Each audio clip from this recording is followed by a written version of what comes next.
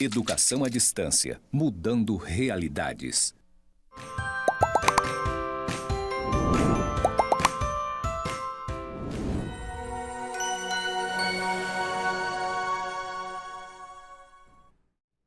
Saudações, pessoas! Sejam bem-vindos aos cursos do Instituto Federal de Educação, Ciência e Tecnologia de Rondônia, o IFRO Campus Porto Velho, Zona Norte. Você está na Educação à Distância e eu sou a professora Anabela Barbosa. Juntinhos estamos na jornada de Políticas Públicas da Educação Básica e Tecnológica. Ai, que tudo!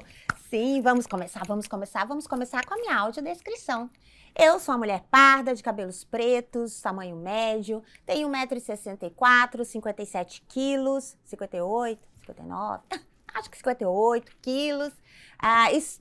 Tenho 42 anos, estou com um vestido bege com estampa de folhagem verde e avermelhada. Estou de salto, porque eu sou chique, né, bem? E estou aqui no estúdio, em pé. À minha frente tem um púlpito de acrílico. À minha direita, a nossa tela interativa para altas conexões. E ao fundo, a plotagem dos estúdios em tons verde, branco e cinza. E o meu sinal para a comunidade surda é Anabela. Sim, vamos começar a nossa jornada Políticas Públicas da Educação Básica e Tecnológica. O que será que são políticas públicas? Enquanto a gente começa aí, olha só, analisa aí essa perguntinha. Porque a gente sabe que são as perguntas que movem o mundo, né? Não são as respostas, como dizia Albert Einstein.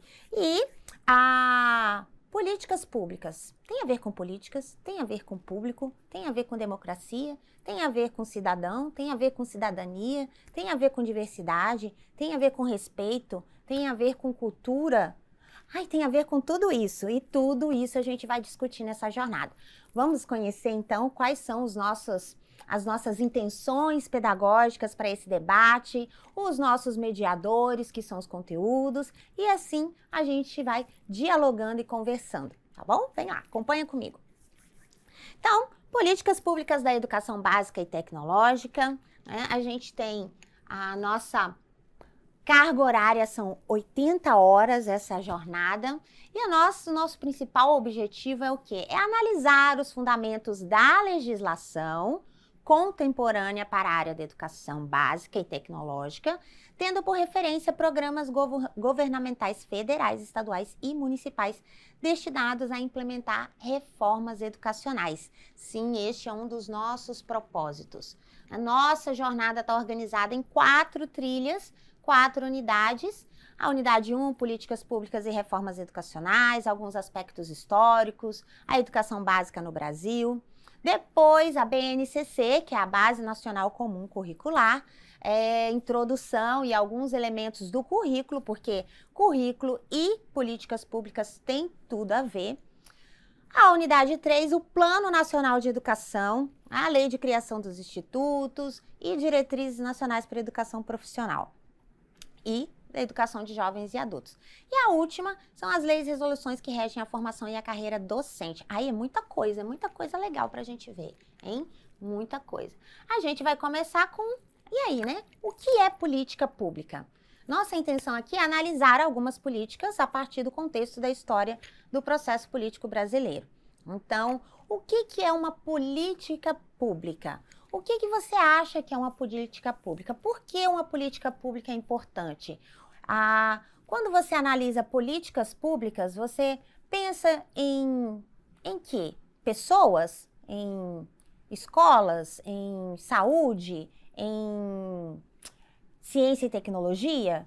Bom, as políticas públicas, elas têm uma estrutura voltada para atender às necessidades das pessoas. Nós temos os legisladores, nós temos o nosso legislativo, o nosso executivo, o nosso judiciário, os 3 poderes e o Ministério Público, que é o sistema de freio e contrapeso, né, de acordo com a Constituição Federal. E para que alguns dos direitos previstos na Constituição sejam garantidos, não basta apenas organizar práticas, né, organizar legislações. É preciso, além das legislações, organizar programas que efetivem os direitos garantidos na Constituição e na legislação, por exemplo, como na Lei de Diretrizes e Bases da Educação. Então, para garantir, para efetivar esses direitos, são organizadas políticas públicas, que são programas, geralmente são programas ou projetos implementados pelo ente público para efetivar, para garantir, para executar, para dar maior condições daquele direito ser executado. Por exemplo, quando a gente fala de direito à educação, um direito à educação é um direito previsto na Constituição, normatizado pela LDB, mas assim, para você ter acesso à educação, você precisa ir para a escola. Imagina uma criança que mora na zona rural. Como é que ela vai para a escola? Se a escola for só na zona urbana, ou mesmo que seja uma escola polo, como é que ela vai para a escola? Ela precisa ir à escola. Então, para garantir o direito dela de ir à escola, de ter acesso à escola, tem uma política pública chamada de transporte escolar, que é um programa que foi implementado para conceder o transporte e levar essas crianças até a escola, levar e trazer até a escola. Então, políticas públicas têm essa ideia. Mas vamos acompanhar aqui o que os nossos autores falam sobre políticas públicas. Bom, então, a gente tem a definição aqui, né? As políticas públicas em educação consistem em programas ou ações elaborados no âmbito governativo. Isso mesmo, que auxiliam na efetivação dos direitos previstos na Constituição Federal.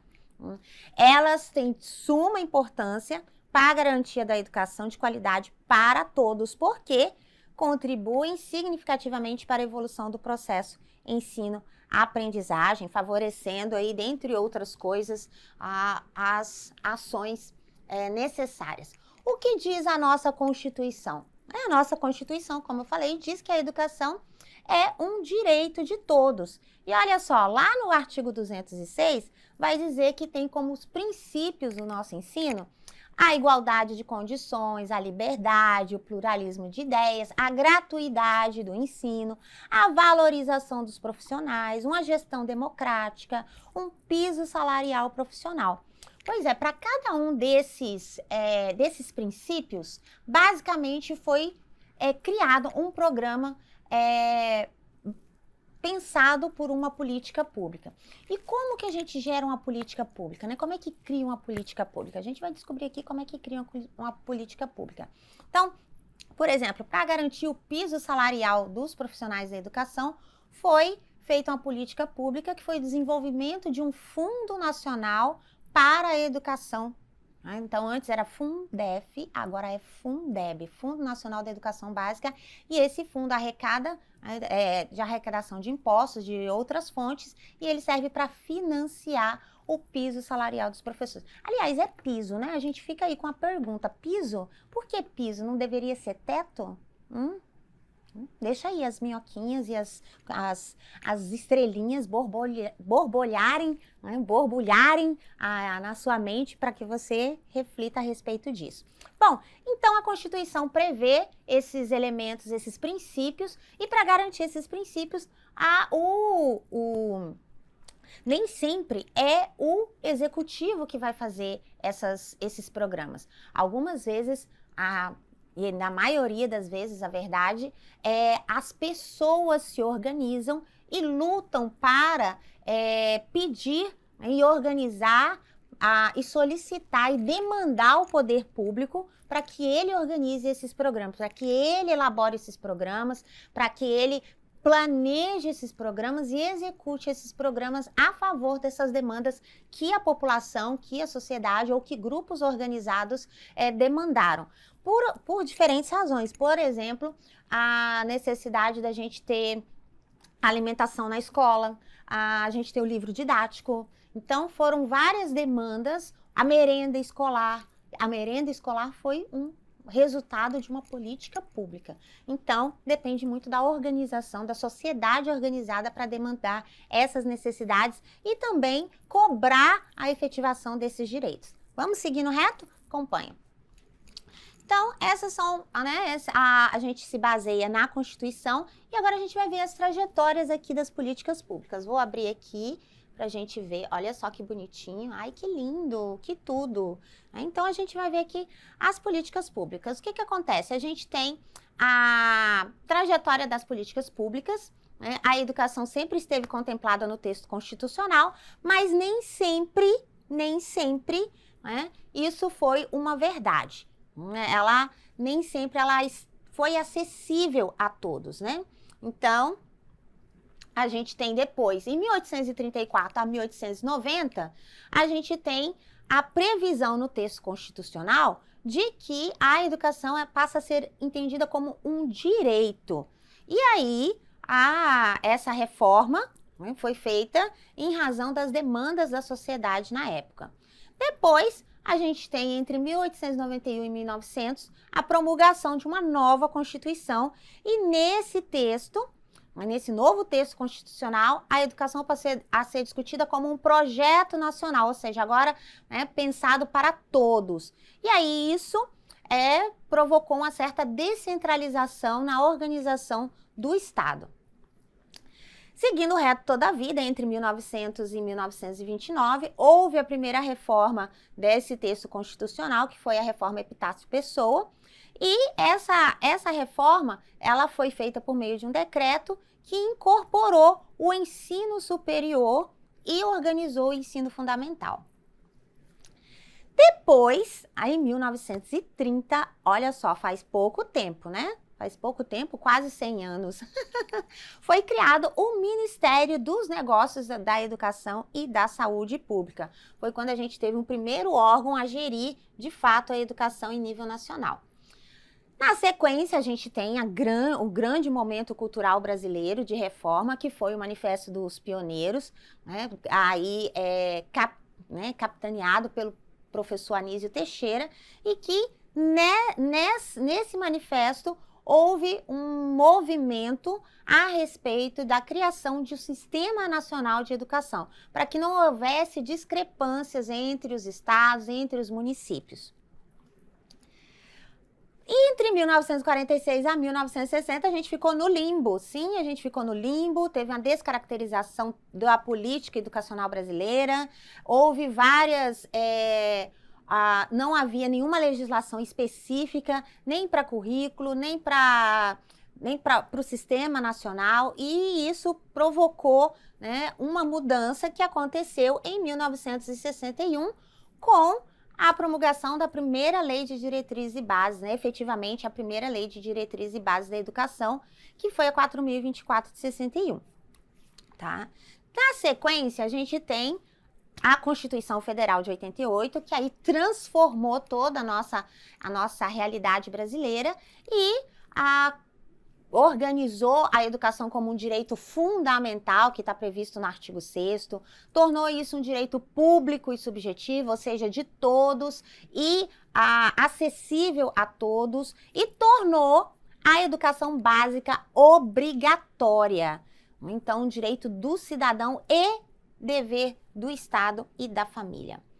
Em 1996, a gente tem a Lei de Diretrizes e Bases da Educação Nacional alterada, né? Uma nova reforma educacional por meio da Lei 93/94 de 96, considerada uma das legislações mais modernas do mundo com relação à educação. E depois a gente teve outras reformas. Por exemplo, em 2003, a gente teve a inclusão na própria legislação da obrigatoriedade do ensino de História e Cultura Afro, que foi alterada recentemente para incluir a história indígena. A gente teve a ampliação em 2006 do ensino fundamental para 9 anos. Então, isso são mudanças, reformas educacionais, que foram alterando e são decorrentes de políticas públicas. Em 2007, a gente teve a obrigatoriedade do Estatuto da Criança e do Adolescente. Em 2008, a inclusão da educação profissional e tecnológica no Sistema Nacional de Educação. Posteriormente, em 2013, contempla a previsão do tempo integral para a educação infantil, o que ainda não é uma realidade, e também do atendimento educacional especializado para aqueles que têm necessidades educativas específicas. Em 2015, a educação, o sistema educacional recebe uma nova reforma para contemplar a educação de pessoas com altas habilidades e superdotação. Em 2017, há uma mudança no novo ensino médio, passa a se chamar novo ensino médio, que muda, que faz alterações no currículo e, além das alterações no currículo, itinerários formativos diferenciados, estabelece a carga horária de 800 horas e 200 dias letivos, mas essa estrutura foi alterada também posteriormente. Então, 2007 institui o novo ensino médio e em 2018, medidas de combate à intimidação sistêmica, que é o bullying, e torna obrigatório o ensino de educação alimentar. E aí a gente vai seguindo, Em 2019, adota o sistema de prevenção e combate de drogas, então há mais uma reforma. Em 2021, a inclusão obrigatória, da educação bilíngue de surdos e também a contemplação no currículo, no Sistema Brasileiro de Educação, da prevenção de violência contra a mulher.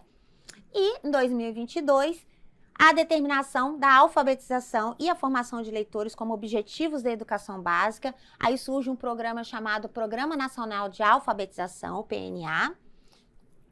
E, em 2023, a grande alteração foi a instituição do Plano Nacional de Educação Digital. Nossa, ai que tudo essa linha do tempo, Só para a gente falar ali que o quadro de fundo é o quadro da Tarsila do Amaral, Os Operários, que é uma reflexão aí para a gente pensar sobre quais são as representações. Quando a gente fala de políticas públicas, a gente fala de representação. Que representações são essas?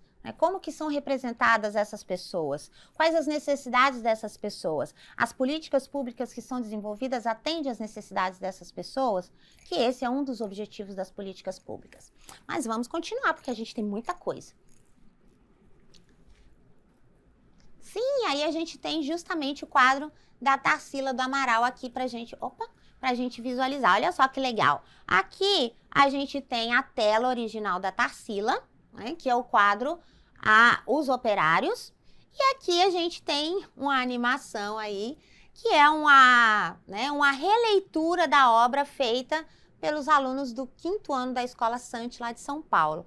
Olha que interessante a gente pensar as políticas públicas, não só do ponto de vista para que as pessoas no futuro estejam representadas, mas essas políticas públicas atendem as nossas crianças? Em que medida que as políticas públicas atendem essas crianças? Quais são as necessidades e demandas que nós temos hoje, que nós temos nas nossas salas de aula e que precisam ser aí buscadas junto aos órgãos para que a garantia do direito à educação previsto no texto constitucional se efetive. Aí é muito bonitinho isso, eu tô apaixonada, não é verdade? Tô apaixonada. Então vamos lá. Pensando nessa perspectiva, o que é uma política pública? De acordo com a nossa fonte básica, que é a Caroline Lima, disponível lá na nossa biblioteca virtual. Esse ciclo foi da Assembleia Legislativa de Minas Gerais, foi adaptado por ela, e aí a gente tem aqui como que acontecem as políticas públicas. Bom, primeira coisa, há uma identificação do problema. Então, primeiro você faz uma identificação do problema público. Por exemplo, a necessidade dos alunos terem um material básico, como o livro didático. Depois, a identificação desse problema, ela é incluída na agenda pública, ou seja, no debate junto à Assembleia Legislativa, junto à Câmara de Vereadores, junto ao Senado Federal. E aí, organizam-se grupos para discutir qual a melhor forma de resolver esse problema. Essas soluções são pensadas, às vezes são feitas audiências públicas, para convocar a população, para opinar sobre essas soluções. E aí, o legislativo e o executivo, ele toma a decisão de como vai ser feita a solução desse problema, geralmente por meio de um programa, ou de uma ação, ou de um projeto. E esse projeto, ele passa, então, a ser planejado pelo executivo. Nesse âmbito da decisão, aí a reserva de recurso, a verificação de onde vai vir o dinheiro para financiar esse projeto, essas ações, e só então que passa-se para o plano de execução já diretamente no poder executivo. E diante do texto do programa criado, geralmente normatizado por uma legislação, ocorre a implementação da política pública. Nessa implementação, como o Programa Nacional do Livro Didático, ela deve ser constantemente acompanhada, monitorada não só pelos agentes públicos, mas também pela população e validada, se está surtindo efeito, se todos os alunos estão recebendo o livro, se isso contribuiu, por exemplo, para o desempenho dos alunos, em que medida isso contribuiu, e esse é o ciclo das políticas públicas que a gente tem de modo geral no Brasil.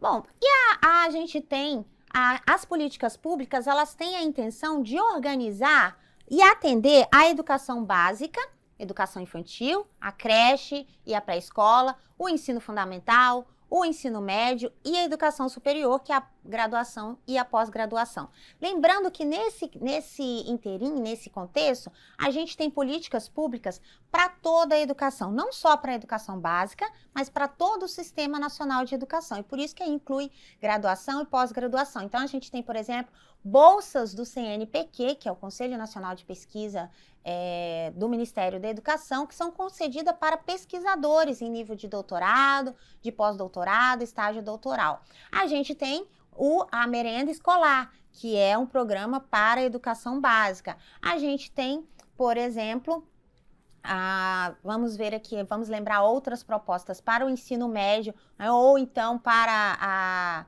a educação de jovens e adultos. A gente tem o programa, a gente já teve várias políticas públicas, como de alfabetização, especialmente para jovens e adultos, pautadas inclusive na proposta do Paulo Freire. Então, a gente já teve programa de formação de professores, como, por exemplo, o PROFA, que é Programa de Formação de Alfabetizadores. A gente já teve programas de financiamento para Olimpíadas, como as Olimpíadas de Língua Portuguesa, as Olimpíadas de Matemática. Então, essas são políticas públicas voltadas para garantir o direito à educação. E elas vão desde a educação, né, desde a educação básica, desde os anos iniciais, as creches, a educação infantil, até os níveis de pós-graduação. Vamos ver que tem mais coisa. E quais são os níveis e as modalidades que essas políticas públicas podem atender? Elas podem atender nos diferentes âmbitos, tá? Então, e nos diferentes níveis e modalidades. E independe do sistema administrativo. Mas, por exemplo, sobre a égide da LDB, a educação infantil e ensino da creche à pré-escola, quem é responsável é o município. Então, preferencialmente, políticas públicas para este nível será de responsabilidade do município. Isso não quer dizer que o Estado nem o governo federal não tenha responsabilidade, mas há uma preferência porque conhece melhor a realidade. No ensino fundamental, colaborativamente os municípios e os estados, porque o ensino fundamental, primeira etapa, é responsabilidade do município, e o ensino fundamental, a segunda etapa, é responsabilidade do Estado. O ensino médio é do sistema administrativo estadual, o ensino superior do governo federal, e, na sequência, a educação de jovens e adultos dos estados e dos municípios. A educação profissional é de responsabilidade do Estado e do governo federal, e a educação especial é de todas as esferas governamentais. Então, para a gente pensar quem pode, né, quem pode organizar essas políticas públicas, a gente tem essa visualização dos sistemas administrativos que têm responsabilidade sobre esses níveis.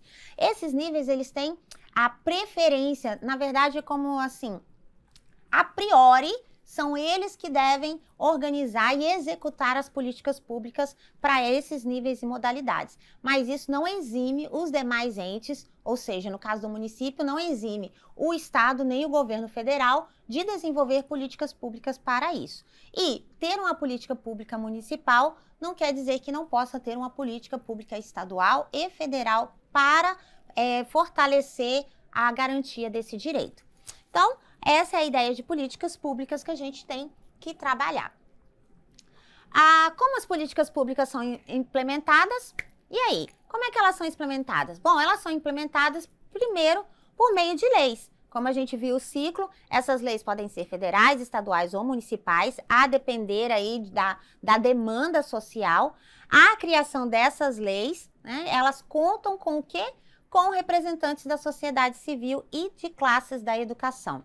Esse é um modelo principalmente garantido pela democracia participativa e pela iniciativa popular, com o apoio do Ministério Público para fiscalizar a gestão. Então, o esquema acontece como? Ai, gente, o esquema é o seguinte, deixa eu contar para vocês. Olha o babado. O esquema é assim, você tem uma demanda necessária, então, como a gente viu, a gente tem uma demanda que sai ali da sociedade.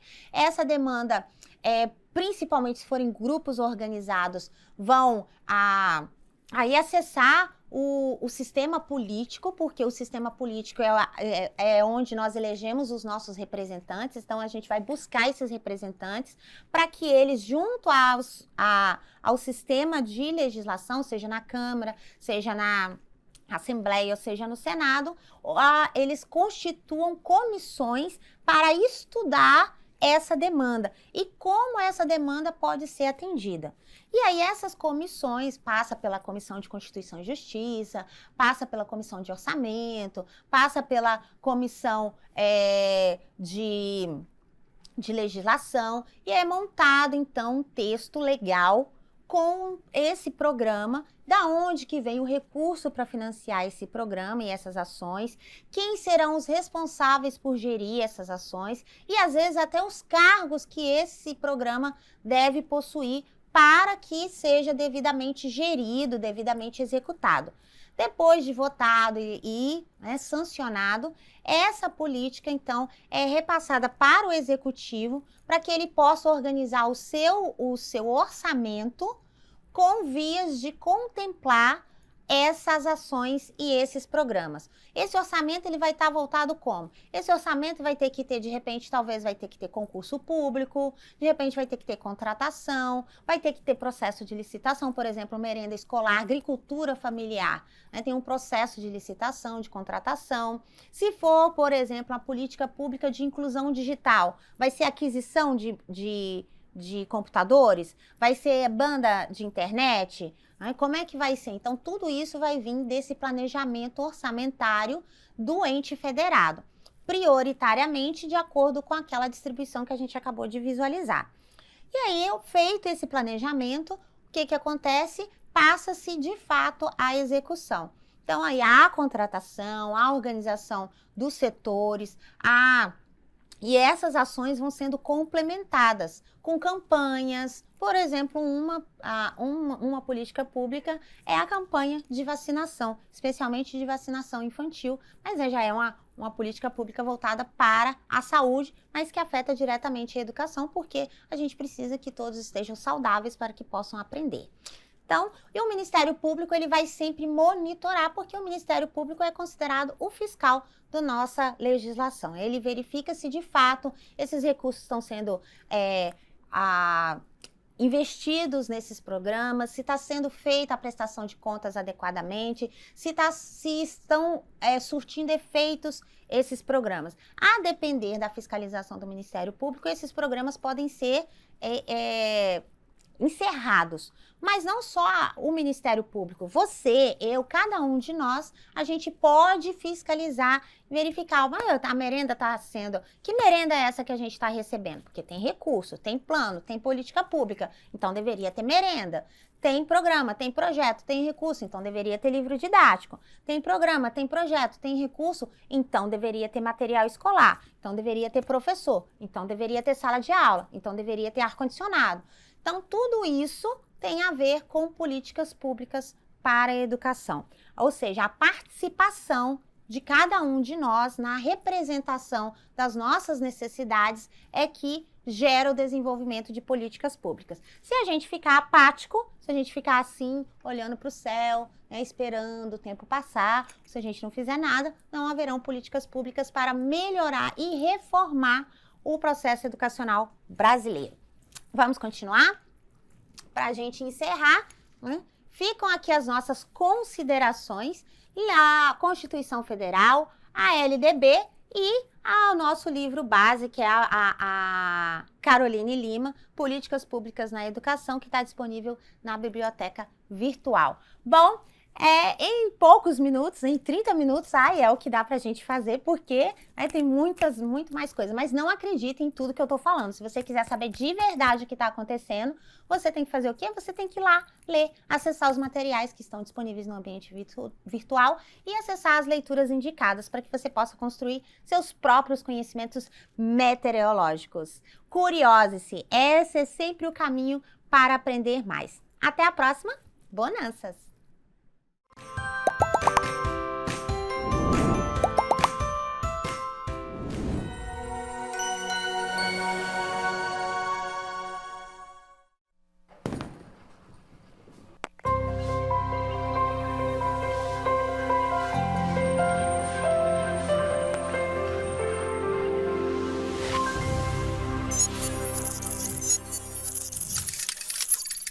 Educação à distância, mudando realidades.